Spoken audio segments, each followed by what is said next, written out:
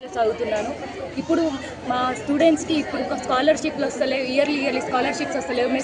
హాస్టల్లో ఉన్న పిల్లలకి మెస్ మెన్యూ పెంచారు కానీ మాకు అక్కడ ఫండ్స్ వస్తలేదు కాబట్టి ఎన్నో ఇబ్బందులు పడాల్సి వస్తున్నాయి. అప్పుడప్పుడు మాకు ఫుడ్ కోసం ఎన్నో ప్రాబ్లమ్స్ అవుతున్నాయి. ప్రతి నెల మాకు గర్ల్స్ కాబట్టి ఎన్నో ఖర్చులు ఉంటాయి. అందుకోసం మాకు పాకెట్ మనీ కావాలని కోరుకుంటున్నాము.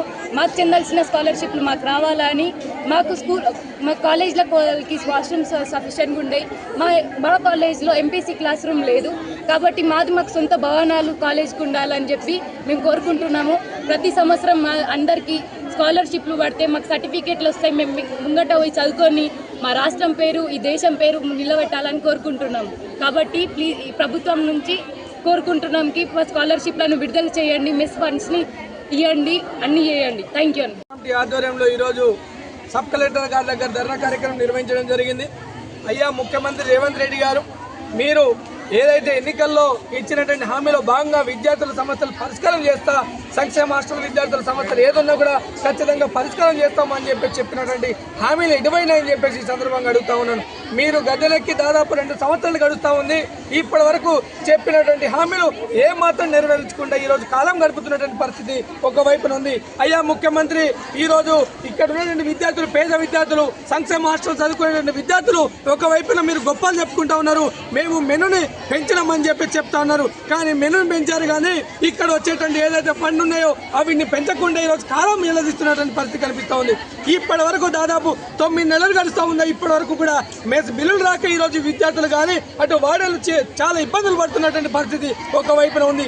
అదేవిధంగా ఈరోజు కాలేజ్ హాస్టల్లో చదివేటువంటి విద్యార్థులకు వాళ్ళకి కావాల్సినటువంటి సరుకులు కానీ, నూనె కోసం కానీ, ఆయిల్ కానీ ఇంకేదైనా కావాలంటే ఖచ్చితంగా 1000 రూపాయలు, 1500 రూపాయలు అవుతుంది.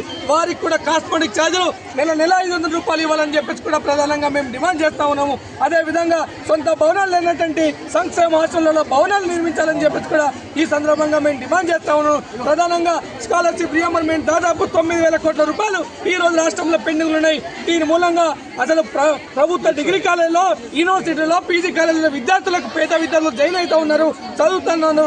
వారి దగ్గర కూడా ఈ రోజు రియంబర్స్మెంట్స్ పెడతలేదు, వాళ్ళ దగ్గర కూడా వసూలు చేస్తూ ఉన్నారు. ఇది ఎక్కడ న్యాయమని చెప్పేసి కూడా ఈ సందర్భంగా తెలియజేస్తూ ఈ సమస్యల పరిష్కారం చేయాలని చెప్పేసి ఖచ్చితంగా మేము పీడిఎస్గా డిమాండ్ చేస్తా ఉన్నాము. లేని పక్షంలో ఖచ్చితంగా రాష్ట్ర వ్యాప్తంగా పీడిఎస్ విద్యార్థి సంఘం అన్ని హాస్టళ్లలో విద్యార్థులను బయటికి తీసుకొచ్చి రోడ్డు పైన ధర్నాలు రాస్తారొకరు నిర్వహిస్తుందని చెప్పేసి కూడా ఈ సందర్భంగా మేము తెలియజేస్తా ఉన్నాం. ఇక్కడైనా రేవంత్ రెడ్డి సోయి తెచ్చుకొని ఈరోజు రాష్ట్ర ఏదైతే హాస్టల్లో ఉన్నటువంటి విద్యార్థుల సమస్యలు పరిష్కారం చేయాలని చెప్పేసి కూడా ఈ సందర్భంగా మేము డిమాండ్ చేస్తా ఉన్నాము. లేని పక్షంలో ఖచ్చితంగా రాబోయే స్థానిక ఎన్నికల్లో ఖచ్చితంగా గట్టి బుద్ధి చెప్తారని చెప్పేసి కూడా ఈ సందర్భంగా తెలుస్తా ఉన్నాం.